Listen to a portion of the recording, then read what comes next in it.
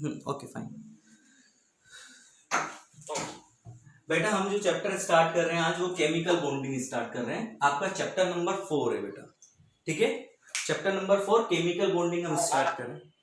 Okay हाँ बेटा please mic off कर दो आप, ठीक है। केमिकल बॉन्डिंग को हम डिस्कस कर रहे हैं बेटा। केमिकल बॉन्डिंग आपके अगर चैप्टर की इंपॉर्टेंस के बारे में बात करें तो बहुत ज्यादा इंपॉर्टेंट चैप्टर है बेटा आपका ये। नीट के अंदर 3 to 5 क्वेश्चंस आते हैं बेटा, ठीक है। जेई के अंदर अगर हम आपसे बात करें तो जेई के अंदर आपका यहाँ पे 2 to 3 क्वेश्चंस तक आ जाते हैं। क्वेश्चंस जो आते हैं बहुत सिंपल क्वेश्चंस आते हैं बेटा, टोटली स्कोरिंग चैप्टर है, ठीक है। ये आप एक काइंड ऑफ यूं बोल सकते हैं, अगर इस चैप्टर को आपने बहुत अच्छे से पढ़ लिया, इवन तो एनसीईआरटी भी बहुत अच्छे से कवर अप कर ली, तो नीट के अंदर आप 3 to 4 क्वेश्चंस इजीली अटेम्प्ट कर सकते हैं। दैट्स व्हाई आपको फोकस करना है एनसीईआरटी की एक एक लाइन के ऊपर बेटा, ठीक है।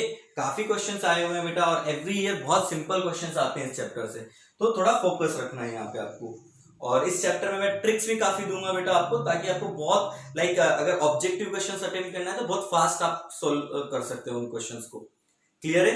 चलो तो हम बात कर रहे हैं केमिकल बॉन्डिंग की बेटा। केमिकल बॉन्डिंग में अगर मैं आपसे बात करूं तो आपको ये हमेशा रहता होगा कि आपका बॉन्ड फॉर्मेशन क्यों होता है, ठीक है। हम केमिकल बॉन्ड में बॉन्ड्स की बात करते हैं बेसिकली, तो बॉन्ड का फॉर्मेशन क्यों होता है बेटा, या बात करते हैं मैटर की। आपने देखा होगा कि आपकी सराउंडिंग में जो भी 3D में आपको ऑब्जेक्ट्स नजर आ रहे हैं, 3D में जो भी ऑब्जेक्ट, लाइक ये मार्कर की अगर हम बात करें तो ये मार्कर आपको 3D में नजर आ रहा है बेटा, ठीक है। ये इसका डेफिनेट वॉल्यूम है बेटा। तो ये जो आपका मार्कर है, ये मार्कर जो है यहाँ पे ऑब्जेक्ट है बेटा, ये मैटर है बेटा, ठीक है। जो भी आपको 3D में वॉल्यूम नजर आ रहा है वो सब ऑब्जेक्ट है। आपकी सराउंडिंग में कुछ भी देख लो आप, ठीक है, वो सब मैटर है बेटा। और मैटर जो होते हैं वो किसी कॉन्स्टिट्यूटेंट पार्टिकल से मिलकर बने होते हैं, उनको हम यहाँ क्या बोल रहे हैं बेटा, एटम।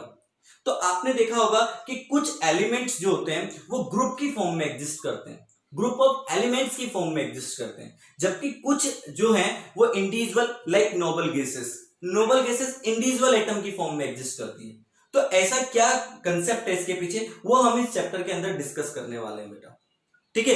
तो बेसिकली अगर मैं आपसे केमिकल बॉन्डिंग की बात करूं तो केमिकल बॉन्डिंग के अंदर क्या होता है, अट्रैक्शन फोर्स होता है बेटा। केमिकल बॉन्ड एक काइंड ऑफ अट्रैक्शन फोर्स है बेटा, जो कि क्या कर रहा है, एटम्स को होल्ड करके रखा हुआ है बेटा, ठीक है। एटम्स को क्या कर रहा है बेटा, होल्ड करके रखा हुआ है, that is called chemical bond बेटा। सिंपल सी डेफिनेशन। ओके, जैसे मैं आपसे बात करता हूं, ये एक हाइड्रोजन का एटम है बेटा, ये दूसरा हाइड्रोजन का एटम है बेटा। इन दोनों के बीच मान लो ये बॉन्ड फॉर्म हो रहा है, तो होगा क्या, ये आपका जो ये एवरेज डिस्टेंस है यहाँ पे हाइड्रोजन एटम के बीच में, ये कैसा रहेगा, फिक्स रहेगा बेटा, ठीक है। और ये यहाँ पे जो आपका ये डिस्टेंस है, बेसिकली यही क्या है बेटा, आपका बॉन्ड है बेटा। इसको हम बॉन्ड लेंथ भी बोल देते हैं इस डिस्टेंस को बेटा, ठीक है। तो बेसिकली किस तरह से बॉन्ड का फॉर्मेशन होता है वो भी हम समझते हैं, इसको हम डिटेल में वीबीटी के अंदर डिस्कस करते हैं। बट मैं यहाँ पे आपको इसलिए एक्सप्लेन कर रहा हूं कि इस चैप्टर के अंदर जो हमारे कंसेप्ट है वो कंसेप्ट है रिलेटेड टू एनर्जी बेटा, रिलेटेड टू एनर्जी। बहुत बड़ा रोल है बेटा एनर्जी का यहाँ पे, ठीक है। दैट्स व्हाई मेरे को अभी वो आपको यहाँ पे वीबीटी का एक डायग्राम है वो मुझे यहाँ डिस्कस करना चाहिए, ठीक है बेटा। आप कुछ सोचो कि लाइक अगर आप एटम के बारे में आप पढ़ चुके हो, एटम के अंदर आपका न्यूक्लियस होता है, that is a positively charged बेटा, और आपके इलेक्ट्रॉन्स होते हैं जो कि नेगेटिवली चार्ज्ड हैं। अब अगर आप सोचो, अगर हम सिंपल हाइड्रोजन को ही कंसीडर करके चलते हैं, तो हाइड्रोजन के एटम की बात करें तो इसके सेंटर में न्यूक्लियस, उसमें ओनली 1 प्रोटॉन, और आपका बाहर सराउंडिंग में 1 इलेक्ट्रॉन है बेटा। लेट सपोज हम इस तरह से बात करते हैं, ओके। दूसरा हाइड्रोजन का एटम है बेटा, ये 1 प्रोटॉन, और यहां पे क्या है बेटा, आपका 1 इलेक्ट्रॉन है। अब बेटा अगर ये बॉन्ड फॉर्मेशन कर रहे हैं तो बॉन्ड फॉर्मेशन की सिनारियो में क्या होता है, ये दोनों एटम एक दूसरे की तरफ अप्रोच करते हैं, एक दूसरे की तरफ क्या करते हैं बेटा, अप्रोच करते हैं, ठीक है। अब बेटा समटाइम्स बच्चे सोचते हैं कि बॉन्ड जो होता है उसका कोई फिजिकल मीन है, बेटा बॉन्ड आपको नजर नहीं आएगा, ठीक है। ये जस्ट एक अट्रैक्शन फोर्स होता है बेटा, जस्ट एक अट्रैक्शन फोर्स। जैसे आप सिंपल सी बात समझो, एक पॉजिटिव चार्ज, एक नेगेटिव चार्ज, ठीक है, वो आपके एक दूसरे को अट्रैक्ट करते हैं, लेकिन क्या आपको कुछ इन बिटवीन चार्जेस आपको कुछ नजर आता है, नहीं आता है ना। सिंपली क्या होता है, अट्रैक्शन फोर्स होता है बेटा उनके बीच में। जैसे मैं आपको 2 मैग्नेट्स की बात करूं, नॉर्थ पोल साउथ पोल, तो वो एक दूसरे की तरफ अट्रैक्ट हो रहे हैं, सिंपल, वो एक दूसरे की तरफ अट्रैक्ट हो रहे हैं। लॉजिक होता है उनके फील्ड्स का बेटा, ठीक है। जैसे आपने देखा होगा, आपने एक स्टोन को ड्रॉप किया तो नेचुरली नीचे की तरफ जाता है बेटा। वो क्यों जाता है? Due to the gravity field बेटा, ग्रेविटेशनल फील्ड की वजह से जाता है, ठीक है। तो वैसा ही कुछ कंसेप्ट यहाँ पे होता है कि आपका ये आपके क्या है, ये एक आपका हाइड्रोजन एटम है, ये दूसरा हाइड्रोजन एटम है। लेट्स सपोज ये एक दूसरे को अट्रैक्ट कर रहे हैं बेटा, आप ऐसा समझिए। तो इन दोनों के बीच में क्या लग रहा है? अट्रैक्शन फोर्स लग रहा है। तो जो अट्रैक्शन फोर्स की वजह से एक दूसरे की तरफ अप्रोच कर रहे हैं बेटा, ठीक है। अब अट्रैक्शन फोर्स किस किस की वजह से लग रहा है वो भी समझते हैं। देखो, ये प्रोटॉन जो है बेटा, इसके इलेक्ट्रॉन को अट्रैक्ट करेगा, ये पॉजिटिवली चार्ज प्रोटॉन, ये नेगेटिवली चार्ज इलेक्ट्रॉन, तो ये इसको क्या करेगा? अट्रैक्ट करेगा बेटा। सेम ये प्रोटॉन इस इलेक्ट्रॉन को क्या करेगा बेटा? अट्रैक्ट करेगा, ठीक है। समझ रहे हो मेरी बात? अच्छा, सेम यहाँ पे प्रोटॉन इलेक्ट्रॉन के बीच में भी अट्रैक्शन फोर्स है, यहाँ पे प्रोटॉन इलेक्ट्रॉन के बीच में भी अट्रैक्शन फोर्स है। बट इस वाले अट्रैक्शन फोर्स को भी हम कंसीडर नहीं करेंगे तो भी चलेगा। अभी हम थोड़ा सा समझने के पॉइंट ऑफ व्यू से डिस्कशन कर रहे हैं कि ये प्रोटॉन इस इलेक्ट्रॉन को अट्रैक्ट कर रहा है, ये प्रोटॉन इस इलेक्ट्रॉन को अट्रैक्ट कर रहा है। साइमल्टेनियसली ये इलेक्ट्रॉन इस इलेक्ट्रॉन को क्या कर रहा है? रिपेल कर रहा है। ये प्रोटॉन इस प्रोटॉन को क्या कर रहा है? रिपेल कर रहा है।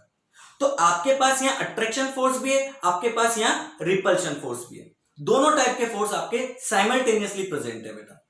अब इनिशियली हम ऐसा मान लेते हैं कि अट्रैक्शन फोर्स आपका मैग्नीट्यूड वाइज ज्यादा है, ठीक है। तो अट्रैक्शन फोर्स एक दूसरे को क्लोज लाने का ट्राई करेगा, रिपल्शन फोर्स एक दूसरे को दूर ले जाने का ट्राई करेगा। तो जब आपका, हम अभी इनिशियली अज्यूम कर रहे हैं कि अट्रैक्शन फोर्स का मैग्नीट्यूड ज्यादा है, तो जब अट्रैक्शन फोर्स का मैग्नीट्यूड ज्यादा है तो क्या होगा? वो एक दूसरे के क्लोज आना स्टार्ट होंगे। बट साइमल्टेनियसली जब वो एक दूसरे के क्लोज आ रहे हैं बेटा, तो उनका रिपल्शन फोर्स भी क्या होगा बेटा? उसका मैग्नीट्यूड इंक्रीज होना स्टार्ट होगा। क्यों?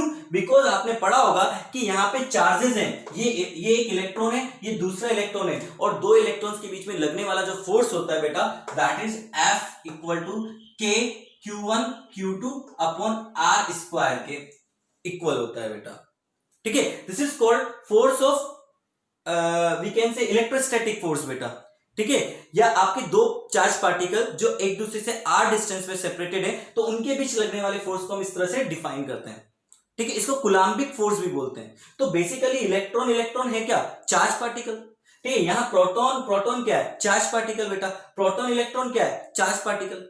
तो आपने पढ़ा होगा 10th क्लास तक कि आपके opposite charges attract to each other बेटा, ठीक है। तो ये अपोजिट चार्जेस है बेटा, आपके क्या है? ये अपोजिट चार्जेस हैं, प्रोटॉन एंड इलेक्ट्रॉन। तो ये तो अट्रैक्ट करेंगे, और जो ये प्रोटॉन है या इलेक्ट्रॉन है, ये क्या करेंगे? रिपेल करेंगे, ठीक है। तो बेसिकली अगर हम सिंपल से पॉइंट से समझें तो आप ये मान के चलो, ये दो पॉइंट्स है बेटा आपके पास, ठीक है। इन पे आपका क्या भी लग रहा है? अट्रैक्शन फोर्स भी लग रहा है बेटा। क्या लग रहा है? Attraction force. तो अट्रैक्शन फोर्स की तरफ वो एक दूसरे की तरफ क्या होंगे बेटा? अट्रैक्टेड होंगे। और साइमल्टेनियसली यहाँ पे रिपल्शन फोर्स भी लग रहा है बेटा, दोनों पे। आप ऐसा मान के चलिए, ठीक है। मैं अभी ये नहीं बोल रहा हूं कि मैग्नीट्यूड दोनों का इक्वल है, attraction force is equal to repulsion force, मैं ऐसा नहीं मेंशन कर रहा हूं। मैं इनिशियली क्या कंडीशन मान के चलता हूं? इनिशियली मैं कंडीशन मान के चलता हूं कि F is greater than F R. Clear? कि अभी आपका अट्रैक्शन फोर्स का मैग्नीट्यूड ज्यादा है, तो क्या होगा? वो एक दूसरे के क्लोज आना स्टार्ट होंगे बेटा। अट्रैक्शन फोर्स का मैग्नीट्यूड ज्यादा है बेटा, तो वो एक दूसरे के क्लोज आना स्टार्ट होंगे बेटा। क्लियर? लेकिन साइमल्टेनियसली हम एक बात यहां पे कर रहे हैं कि जब वो एक दूसरे के क्लोज जाएंगे तो इलेक्ट्रॉन के बीच का डिस्टेंस क्या होगा बेटा? कम होगा। और अगर ये डिस्टेंस कम होगा तो ये क्या होगा बेटा? आपका फोर्स इंक्रीज होगा। तो इलेक्ट्रॉन एक दूसरे के क्लोज आएंगे, आपका प्रोटॉन एक दूसरे के क्लोज आएंगे। तो जब ये एक दूसरे के क्लोज आ रहे हैं तो साइमल्टेनियसली वी कैन से कि आपका यहां पर रिपल्शन फोर्सेस भी बिल्डअप होना स्टार्ट हो रहा है, ठीक है। तो एक टाइम ऐसा आता है बेटा, एक टाइम ऐसा आएगा कि एफ ए इक्वल टू क्या हो जाएगा? एफ आर हो जाएगा बेटा। आपका force of attraction equal to force of repulsion हो जाएगा। और जैसे ये सिचुएशंस आपकी अराइज होती है, उस पॉइंट पे आपके ये दोनों एटम्स जो हैं वो स्टैटिक हो जाएंगे बेटा। एटम्स क्या हो जाएंगे? स्टैटिक कंडीशन में आ जाएंगे, ठीक है। क्योंकि बेटा आपका नेट फोर्स कितना हो चुका है? 0। आप देखो, इस पार्टिकल के ऊपर अगर आप नेट फोर्स का कैलकुलेशन करते हो तो आपका attraction force is equal to repulsion force, तो वी कैन से यहाँ पे नेट फोर्स कितना होगा? 0 हो जाएगा बेटा। नेट फोर्स 0 होते ही क्या हो जाएगा? स्टैटिक हो जाएगा। सेम विद दिस, यहाँ पे भी नेट फोर्स कितना हो जाएगा, जीरो हो जाएगा। और जैसे नेट फोर्स जीरो होगा बेटा तो ये कहां पे आ जाएंगे, स्टैटिक कंडीशंस में आ जाएंगे बेटा। और जैसे ही ये स्टैटिक कंडीशन में आते हैं तो इन दोनों के यहां से लेके यहां तक की जो डिस्टेंस होगी बेटा, this is called bond length बेटा। और ये आपका जो यहाँ पे ये जो अट्रैक्शन फोर्स आ रहा है, नेट अट्रैक्शन फोर्स जो आ रहा है बेटा, इसी को हम क्या बोलेंगे, बॉन्ड बोलेंगे बेटा, काइंड ऑफ। तो बेसिकली अब यहाँ पे हुआ क्या, मैं आपको समझाता हूं बेटा। हर एक सिस्टम जो होता है, कोई भी सिस्टम की अगर हम बात करें, जनरल बात कर रहे हैं, हर एक सिस्टम क्या ट्राई करता है कि उसकी स्टेबिलिटी मैक्सिमम रहे, उसकी स्टेबिलिटी क्या रहे, मैक्सिमम बेटा। ठीक है, ये फंडा आपको याद रखना है, बहुत ज्यादा यूजफुल फंडा है बेटा ये स्टेबिलिटी बेटा। इस चैप्टर में या कंप्लीट बॉन्ड फॉर्मेशन के पीछे जो लॉजिक है वो है स्टेबिलिटी का बेटा। ठीक है, स्टेबिलिटी एक मेजर इशू है जिसकी वजह से बॉन्ड का फॉर्मेशन होता है बेटा। हुआ क्या था कि आपका जो इंडिविजुअल नाइट्रोजन एटम है, आपका इंडिविजुअल नाइट्रोजन एटम जो है बेटा, वो आपका स्टेबल कम था, वो स्टेबल कम था, वो अपनी स्टेबिलिटी को इंक्रीज करना चाह रहा था। दैट्स व्हाई उसने क्या किया, दूसरे अदर नाइट्रोजन एटम के साथ बॉन्ड फॉर्मेशन किया। और जैसे ही बेटा बॉन्ड का फॉर्मेशन होता है तो एनर्जी रिलीज होती है, और एनर्जी जब रिलीज होती है किसी भी सिस्टम से तो उसकी स्टेबिलिटी इंक्रीज होती है। दैट्स व्हाई मैं अगर आपसे स्टेबिलिटी और एनर्जी में रिलेशन की बात करूं तो यह आपको कंसेप्ट याद रखना है कि stability is inversely proportional to energy बेटा। That is very very important concept बेटा। ठीक है, जो भी मैं आपको अब तक जो थ्योरी बता रहा था, ये जो भी कंसेप्ट मैं समझाने की कोशिश कर रहा हूं, उसके पीछे लॉजिक है ये वाला कंसेप्ट बेटा। ठीक है, कि stability is inversely proportional to क्या होता है, एनर्जी बेटा आपकी। ओके, कि आप सिस्टम को स्टेबल करना चाह रहे हैं बेटा, आप सिस्टम को क्या करना चाह रहे हैं, स्टेबल करना चाह रहे हैं। दैट्स व्हाई बेटा आपका बॉन्ड का फॉर्मेशन हो रहा है बेटा। बिल्कुल बेसिक वन लाइनिंग कंक्लूजन बेटा। ठीक है, कि बॉन्ड का फॉर्मेशन क्यों होता है बेटा, कि आपके जो भी लाइक एलिमेंट्स हैं, ठीक है, वो सराउंडिंग में स्टेबल रहना चाहते हैं बेटा, और स्टेबल रहने के लिए वो क्या कर रहे हैं बेटा, बॉन्ड का फॉर्मेशन कर रहे हैं। अब वो अलग बात है कि उसके पीछे हम एलिमेंट्स या एटम की बात करेंगे तो उसमें लॉजिक क्या लगेगा, किस तरह से वो स्टेबल होंगे, वो secondary. But first of all हमें ये पता चल रहा है कि बॉन्ड फॉर्मेशन क्यों हो रहा है। तो बॉन्ड फॉर्मेशन होता है बेटा स्टेबिलिटी गेन करने के लिए बेटा, स्टेबिलिटी गेन। और यहां पे बेटा ये जो हम टर्मिनोलॉजी पढ़ते हैं stability, that is the relative concept बेटा। ठीक है, रिलेटिवली हम बात किया करेंगे, आप ऐसा मत बोल, मतलब हम ये बात करेंगे कम या ज्यादा। ठीक है, हम ये एग्जैक्ट 100% स्टेबल है वैसा कोई सिनारियो हम यहां नहीं लेंगे बेटा, बिकॉज ये रेफरेंस की रिस्पेक्ट में होता है, हम किसी ना किसी रेफरेंस के रिस्पेक्ट में बात करेंगे बेटा। ठीक है, तो याद रखना स्टेबिलिटी हम यहाँ पे रेफरेंस के रिस्पेक्ट में बात करते हैं, सेम विद एनर्जी बेटा। ठीक है, ये एग्जैक्ट डाटा नहीं होता है हमारे पास, हम रेफरेंस में बात करते हैं कि लाइक जो इनिशियल कंडीशन है, इनिशियल कंडीशन के रिस्पेक्ट में आपकी एनर्जी इंक्रीज हुई और डिक्रीज हुई, वो हम बात करा करेंगे। तो हम रिस्पेक्ट में बात करते हैं, किसी रेफरेंस में रेफरेंस के रिस्पेक्ट में बात करेंगे बेटा। क्लियर है मेरी बात? तो मेन जो लॉजिक है, आपका केमिकल बॉन्ड का फॉर्मेशन हो रहा है, आप इतने टाइप्स के बॉन्ड बनते हो, अल्टीमेटली क्यों होता है बेटा केमिकल बॉन्ड, स्टेबिलिटी के लिए। ठीक है, स्टेबिलिटी के लिए, क्योंकि आपके जब ये दोनों हाइड्रोजन एटम है ये मूविंग कंडीशन में थे, लेकिन जैसे इनके बीच में बॉन्ड का फॉर्मेशन होगा बेटा, ये क्या हो जाएंगे, स्टैटिक हो जाएंगे बेटा। इस पॉइंट पे इनकी एनर्जी मिनिमम होगी बेटा, याद रखना है पॉइंट। जिस पॉइंट पे आपका नेट फोर्स जीरो हो जाएगा, मैंने कहा ना एक कंडीशन ऐसी आएगी कि Fa इक्वल टू Fr, कि दोनों आके एक पॉइंट पे स्टैटिक हो जाएंगे। तो जब वो स्टैटिक वाली कंडीशन आती है बेटा, वो जो कंडीशन होती है वो मिनिमम एनर्जी की कंडीशन होती है बेटा। ठीक है, और स्टेबिलिटी मैक्सिमम होती है बेटा उस टाइम पे। क्लियर? मैं ये नहीं बोल रहा हूं 100% स्टेबिलिटी होती है, मैं बोलता हूं स्टेबिलिटी मैक्सिमम है बेटा। ओके, इनिशियल कंडीशन के कंपैरिजन में फाइनल पोजीशन की जो स्टेबिलिटी है वो क्या है बेटा, मैक्सिमम है। क्लियर? तो अब आप समझना, फिर से मैं पूरा पिक्चर एक बार आपको रिवाइज करवा देता हूं कि मान लो ये दो एटम है, ये एक दूसरे की तरफ अट्रैक्ट हो रहे हैं। क्यों अट्रैक्ट हो रहे हैं? अभी हम ये मान के चल रहे हैं कि नेट फोर्स किस टाइप का है बेटा, अट्रैक्टिव टाइप का। दैट्स व्हाई वो अट्रैक्ट हो रहे हैं। लेकिन जब वो एक दूसरे की तरफ अट्रैक्ट होते हैं बेटा, तो साइमल्टेनियसली आपका रिपल्सिव फोर्सेस भी बिल्डअप होने लगता है और उसका वैल्यू इंक्रीज होने लगता है। तो एक टाइम ऐसा आता है कि आपका attraction force equal to repulsion force होता है, और वो आपके जो एटम्स है वो एक पॉइंट पे आके क्या हो जाते हैं बेटा, स्टैटिक हो जाते हैं। ठीक है, तो जैसे ये यहाँ पे आके स्टैटिक हो गए, अब इस ये जो आपका सिनारियो आया, that is the minimum energy system बेटा। ये अभी मिनिमम एनर्जी वाले सिस्टम पे आ गए बेटा। ओके, और इस पॉइंट पे आपका स्टेबिलिटी जो होगा वो मैक्सिमम होगा बेटा। क्लियर? तो याद रखना, बॉन्ड का फॉर्मेशन किस लिए हो रहा था? स्टेबिलिटी गेन करने के लिए हो रहा था बेटा। ठीक है, स्टेबिलिटी गेन करने के लिए हो रहा था। ओके, तो स्टेबिलिटी का कंसेप्ट है, और उसके लिए एनर्जी क्या होनी चाहिए बेटा? आपकी मिनिमम होनी चाहिए। तो बेसिकली आपका बेटा, अब मैं एक सिर्फ और अच्छी बात बताता हूं, जब भी आपका नेट फोर्स अट्रैक्टिव टाइप का है बेटा, या अट्रैक्शन फोर्स के केस में एनर्जी डिक्रीज होती है, और रिपल्शन फोर्स के केस में एनर्जी इंक्रीज होती है सिस्टम की बेटा। सिस्टम की बात कर रहा हूं। मान लो एक स्प्रिंग है, मैं स्प्रिंग की एग्जांपल से समझाता हूं। एक स्प्रिंग है, नॉर्मल रखी हुई है, आप उसको कंप्रेस कर रहे हो या उसको एक्सपांड कर रहे हो। ठीक है, आप चाहे उसको कंप्रेस करो स्प्रिंग को, या आप उसको एक्सपांड करो। बेसिकली जब आप, मान लो हम कंप्रेशन का केस ले लेते हैं, कंप्रेस आप जब कर रहे हो तो आप उस स्प्रिंग को कंप्रेस कर रहे हो, आप अपना वर्क डन उस स्प्रिंग के ऊपर कर रहे हो बेटा। उस स्प्रिंग को आप कंप्रेस कर रहे हो, मतलब आपने क्या किया, वर्क किया उस स्प्रिंग के ऊपर, उसको कंप्रेशन में यूज कर रहे हो बेटा। ठीक है, तो आपकी जो एनर्जी है वो उस स्प्रिंग की एनर्जी की फॉर्म में स्टोर हो जाएगी, स्प्रिंग की कंप्रेशन एनर्जी की फॉर्म में स्टोर हो जाएगी बेटा।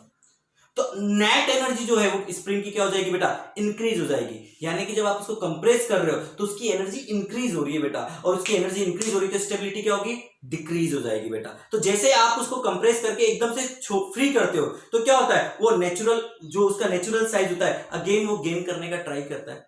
तो क्यों करना चाह रहा है? बिकॉज जब आपने उसको कंप्रेस किया तो आपने उसकी एनर्जी को इंक्रीज कर दिया था, और वो क्या हो गया था? अनस्टेबल हो गया था स्प्रिंग बेटा।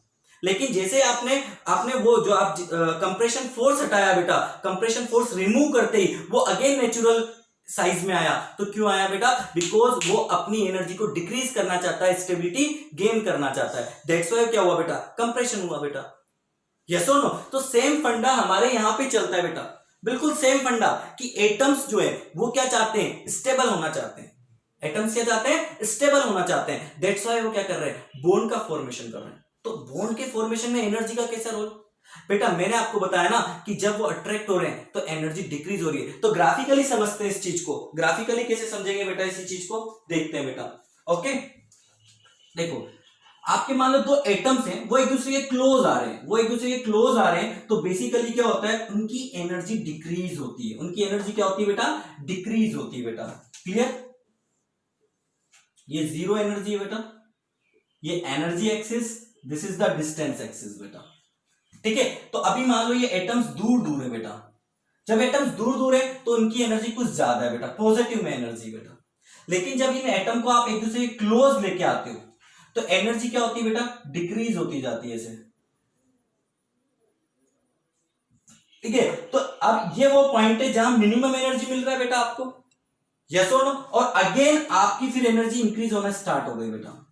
तो मैं आपको समझाता हूं इसके पीछे भी कंसेप्ट क्या है, कि अभी ये एटम दूर दूर थे तो एनर्जी क्या है बेटा? मैक्सिमम है, बहुत दूर दूर है बेटा। ठीक है, लेकिन जब ये एक दूसरे के क्लोज आ रहे हैं बेटा, मतलब इनके बीच में भी नेट फोर्स कैसा लग रहा है? अट्रैक्टिव टाइप का। तो जब भी अट्रैक्शन फोर्स लगता है तो एनर्जी क्या होती है बेटा? डिक्रीज होती है। और डिक्रीज कैसे होगी? सिस्टम रिलीज करता है एनर्जी को। ठीक है, तो जैसे ही एक दूसरे के क्लोज आ रहे हैं तो क्या हो रहा है बेटा? एनर्जी डिक्रीज हो रही है। डिक्रीज होते होते होते लेकिन साइमल्टेनियसली याद है ना बेटा, रिपल्शन फोर्स भी बढ़ता जा रहा है। ठीक है, तो एनर्जी डिक्रीज तो हो रही है बेटा, लेकिन उसका मैग्नीट्यूड, डिक्रीमेंट का जो मैग्नीट्यूड है वो कॉन्टिन्यूसली डिक्रीज हो रहा है बेटा। मान लीजिए पहले डिक्रीज हो रही थी -10 जूल से, फिर -8 joule, -7 joule, -5 joule, -3 joule, -2 joule, ऐसे वो डिक्रीमेंट में भी चेंजेस आ रहे हैं बेटा आपके। क्यों? बिकॉज बेटा साइमल्टेनियसली रिपल्शन फोर्स भी बढ़ रहा था आपका। मैंने बताया था ना कि जब वो अट्रैक्ट हो रहे हैं, एक दूसरे के क्लोज आ रहे हैं, तो रिपल्सिव फोर्स भी तो इंक्रीज हो रहा है ना, तो वो कहीं ना कहीं क्या करेगा? काउंटर करेगा बेटा अट्रैक्शन फोर्स को। तो ये वो पॉइंट है जहां पे attraction force equal to repulsion force हो चुका है, मतलब इक्विलिब्रियम अचीव हो चुका है इस पॉइंट पे बेटा। इक्विलिब्रियम जिसको हम बोल सकते हैं, इक्विलिब्रियम का मतलब क्या है? नेट फोर्स जीरो हो चुका है बेटा आपका इस पॉइंट पे आके। तो इस पॉइंट पे जैसे नेट फोर्स आपको बेटा यहाँ पे 0 होगा तो आपकी एनर्जी क्या हो जाएगी, मिनिमम हो जाएगी बेटा। इस पॉइंट पे एनर्जी इस पॉइंट पे क्या हो जाएगी, मिनिमम, यानी कि ये मिनिमम एनर्जी स्टेट है बेटा, मतलब बॉन्ड का फॉर्मेशन इस पॉइंट पे हुआ। तो मान लो एटम्स जो है बेटा वो इस पॉइंट पे आके स्टेबल हो गए बेटा, ये मिनिमम एनर्जी स्टेट आ गई बेटा ये। अब आप उसको फोर्सफुली और क्लोज लेके आ रहे हो, आप फोर्सफुली और क्लोज लेके आ रहे हो, तो जब फोर्सफुली और क्लोज लेके आओगे तो आपका क्या होगा बेटा, रिपल्शन फोर्स ज्यादा हो जाएगा अट्रैक्शन फोर्स से बेटा। और नेट फोर्स कैसा आएगा फिर उस केस में, उस केस में नेट फोर्स आएगा रिपल्सिव टाइप का बेटा। तो जब नेट फोर्स रिपल्सिव टाइप का आएगा तो क्या होगा बेटा, एनर्जी अगेन इंक्रीज होना स्टार्ट हो जाएगी, तो अगेन एनर्जी इंक्रीज होना स्टार्ट हो गई बेटा। तो इसका मतलब क्या है कि आपके एक इक्विलिब्रियम डिस्टेंस तक ही आएंगे बेटा एटम क्लोज, ऐसा नहीं कि बिल्कुल क्लोज आ जाएंगे बेटा। समझ पा रहे हो मेरे कहने का मतलब, एक इक्विलिब्रियम पॉइंट तक ही वो क्लोज आते हैं, उसके बाद वो नेचुरली क्लोज नहीं आएंगे, फोर्सफुली क्लोज आ सकते हैं। ठीक है, क्योंकि नेचुरल क्यों आ रहे हैं बेटा, तब तक तो वो एनर्जी को क्या कर रहे थे, रिलीज कर रहे थे, स्टेबिलिटी गेन कर रहे थे। तो हर एक सिस्टम नेचुरली क्या ट्राई करता है, स्टेबिलिटी गेन करना चाहता है, तो स्टेबिलिटी गेन करने के लिए वो नेचुरली आ रहे थे। ठीक है, यहां पे तक आए, यहां पे जैसे आएंगे बेटा, मान लो इक्विलिब्रियम अचीव हो गया तो यहां आके स्टेबल हो जाएंगे। ठीक है, और ये उनका मिनिमम एनर्जी पॉइंट होगा बेटा। अब आप इसके बाद और क्लोज लाओगे ना तो क्या होगा बेटा, वो एक दूसरे को रिपेल करेंगे बेटा। ठीक है, क्योंकि आपका यहाँ पे नेट फोर्स 0 था, लेकिन जैसे आप इसके बाद और क्लोज लेने के ट्राई कर रहे हो तो क्या होगा, रिपल्सिव फोर्स का मैग्नीट्यूड ज्यादा होगा, अट्रैक्टिव फोर्स का मैग्नीट्यूड कम होगा, और एनर्जी सिस्टम की बढ़ने लग जाएगी, इंक्रीज होने लगेगी बेटा। तो इस पॉइंट के बाद अब अगेन एनर्जी क्या होगी बेटा, इंक्रीज होगी। तो याद रखना, बॉन्ड फॉर्मेशन किस पॉइंट पे होता है, इस पॉइंट पे बॉन्ड फॉर्मेशन होता है बेटा। ठीक है, और उस केस में आपके दोनों एटम किस में रहेंगे, इक्विलिब्रियम में रहेंगे, मतलब उन पे नेट फोर्स कैसा रहेगा, एटम्स के ऊपर 0 रहेगा। और दैट्स वाई बेटा, जब भी बेटा किसी सिस्टम पे नेट फोर्स 0 हो रहा है ना बेटा, तो समझना वो मिनिमम एनर्जी स्टेट में बेटा। ठीक है, किसमें, मिनिमम एनर्जी स्टेट में। तो वी कैन से यहाँ पे वो क्या है बेटा, मिनिमम एनर्जी स्टेट्स में बेटा। ओके, तो ये सारा फंडा है बेटा केमिकल बॉन्ड फॉर्मेशन होने के लिए बेटा। तो अब आपको केमिकल बॉन्ड क्या होता है, सिंपल सा अगर मैं आपसे बात करूं तो नेट अट्रैक्शन फोर्स होता है बेटा।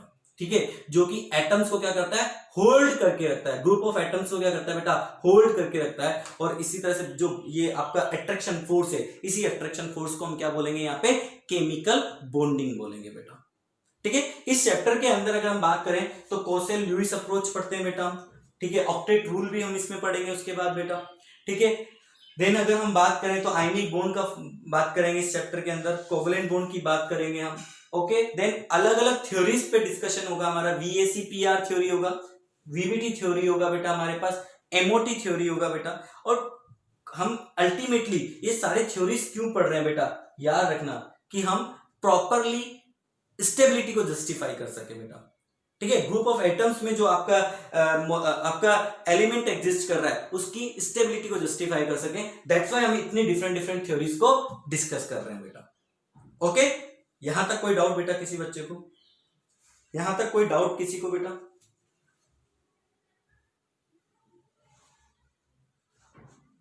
क्लियर है बेटा। ये इंट्रोडक्शन था इस चैप्टर का, जिसके अंदर मैंने आपको ये एक्सप्लेन किया है एटम्स कंबाइंड क्यों होते हैं और क्या लॉजिक है बेटा। तो मेन जो लॉजिक है वो है स्टेबिलिटी गेन करने का, और स्टेबिलिटी कब मैक्सिमम होगी, जब आपकी एनर्जी क्या हो बेटा, minimum. Okay, so I hope बेटा आपको यहां तक कोई डाउट नहीं होगा, और अगर कोई डाउट लगे तो बेटा एक बार मुझे आप बता सकते हैं, किसी को डाउट है बेटा इस पॉइंट तक,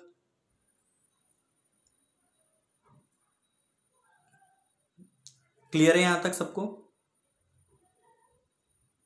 चलो आगे आगे कंटिन्यू करते हैं बेटा फिर हम।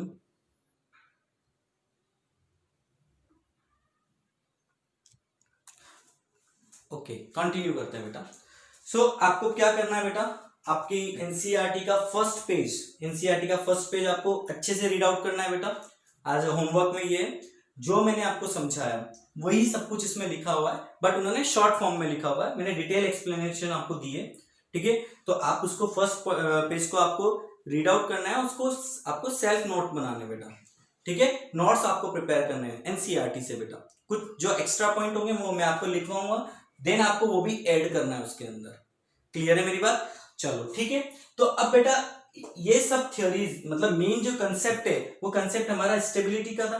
तो स्टेबिलिटी को एक्सप्लेन करने के लिए कि लाइक स्टेबिलिटी इंक्रीज हो रही है और डिक्रीज हो रही है, तो उसके लिए डिफरेंट डिफरेंट थ्योरीज को हम डिस्कस करते हैं। तो सबसे फर्स्ट थ्योरी जो आती है वो कॉसेल ल्यूइस अप्रोच थ्योरी है बेटा, कॉसेल ल्यूइस अप्रोच थ्योरी बेटा। ओके, आई थिंक आपके 10 मिनट्स अभी अपना टॉपिक कंप्लीट नहीं हो पाएगा आज, दैट्स व्हाई मैं आपको और इसी टॉपिक में कुछ अच्छे अच्छे इंटरेस्टिंग फैक्ट्स बता देता हूं, तो आपको और स्ट्रांग हो जाए पॉइंट्स। जैसे बेटा मैं एक आपको एग्जांपल से समझा देता हूं कि स्टेबिलिटी का एटम्स में यहाँ पे जैसे हम बात करते हैं तो अट्रैक्शन फोर्स रिपल्शन फोर्सेस कैसे बन रहे हैं। तो आपके अट्रैक्शन फोर्सेस की बात करें हम, अट्रैक्शन फोर्स की बात करें तो अट्रैक्शन फोर्स कौन कौन सा है, प्रोटॉन इलेक्ट्रॉन बेटा, ठीक है, ये यहाँ पे प्रोटॉन इलेक्ट्रॉन है या ये प्रोटॉन इलेक्ट्रॉन है, ठीक है। और रिपल्शन फोर्स की बात करें तो इलेक्ट्रॉन इलेक्ट्रॉन और प्रोटॉन प्रोटॉन बेटा, इनके बीच में क्या लग रहा है, रिपल्शन फोर्स, इनके बीच में क्या लग रहा है, रिपल्शन फोर्स, यहाँ क्या लग रहा है, अट्रैक्शन फोर्स। तो इनिशियली ये एक दूसरे से बहुत डिस्टेंस पे रखे हुए हैं और वहां पे हम क्या मानते हैं कि इनिशियली इनके बीच में अट्रैक्शन फोर्स लग रहा है, दैट्स व्हाई वो क्लोज आना स्टार्ट कर रहे हैं। और जब वो एक दूसरे के क्लोज आना स्टार्ट करते हैं बेटा, तो आपको ये बात पता होगी कि जब वो एक दूसरे के क्लोज आएंगे, ठीक है, तो क्या होगा, जब वो क्लोज आएंगे तो आपका अट्रैक्शन फोर्स के लिए भी सेम फॉर्मूला है, लेकिन साइमल्टेनियसली रिपल्शन फोर्स, ये जो रिपल्शन फोर्स है ये भी आपका इंक्रीज होना स्टार्ट हो जाएगा। और एक टाइम ऐसा आएगा कि जब आपका अट्रैक्शन फोर्स क्या होगा, इक्वल टू रिपल्शन फोर्स होगा और वो आपका क्या होगा, इक्विलिब्रियम पॉइंट होगा बेटा, ठीक है, नेट फोर्स जीरो हो जाएगा। और जब जिस पॉइंट पे नेट फोर्स जीरो होगा वो आपका क्या होगा बेटा, एक दूसरे मतलब वी कैन से, मान लो ये 2 पॉइंट्स है बेटा, यहाँ पे इक्विलिब्रियम आपको अचीव हो रहा है, तो ये आपका जो यहाँ पे ये डिस्टेंस को हम क्या बोलते हैं, बॉन्ड लेंथ बोलते हैं। और इस जो वीकेंड से जो नेट अट्रैक्शन फोर्स है इस तरह से बेटा, या यहाँ पे जो नेट फोर्स आपका जीरो हो चुका है, बट अट्रैक्टिव नेचर का अगर होता है बेटा, ठीक है, तो मैंने आपको थ्योरी के थ्रू समझाया, मैथमेटिकली समझाया बेटा, लेकिन इस तरह से जब वो क्लोज आ जाते हैं एक दूसरे के बेटा, और जो भी डिस्टेंस है या जिसकी वजह से वो एक दूसरे के यहाँ पे स्टैटिक पोजीशन पे है बेटा अवेलेबल, तो वही क्या कहला रहा है बेटा, आपका बॉन्ड्स कहला रहा है बेटा, ठीक है। तो बॉन्ड सिंपल क्या होता है, एक काइंड ऑफ अट्रैक्शन फोर्स होता है, बॉन्ड्स एक काइंड ऑफ क्या होता है, अट्रैक्शन फोर्स होता है बेटा, जो कि एटम्स को और ग्रुप ऑफ एटम्स को होल्ड करके रखता है बेटा। और दैट्स व्हाई बेटा क्या होता है, उनकी एनर्जी डिक्रीज होती है अट्रैक्शन फोर्स के केस में, और स्टेबिलिटी क्या होती है, इंक्रीज होती है। तो ये ओवरऑल कंसेप्ट है बेटा, आपका क्लियर है, ये ओवरऑल कंसेप्ट है, और स्टेबिलिटी के लिए ये चैप्टर को हम डिस्कस करेंगे बेटा। ओके, सो बेटा आज हम इतना ही करते हैं, नेक्स्ट लेक्चर में हम इसको कंटिन्यू करेंगे, बिकॉज आज वो टॉपिक फिनिश नहीं होगा। तो कॉसेल ल्यूइस अप्रोच हम नेक्स्ट क्लास में डिस्कस करेंगे बेटा, कॉसेल ल्यूइस अप्रोच। आपको एनसीईआरटी का पेज नंबर 1 अच्छे से रीड आउट करना है, अच्छे से समझना है, जो भी डाउट लगे नेक्स्ट क्लास की स्टार्टिंग के 5 मिनट्स में हम डिस्कस कर लेंगे बेटा। ओके, चलो बाय बेटा।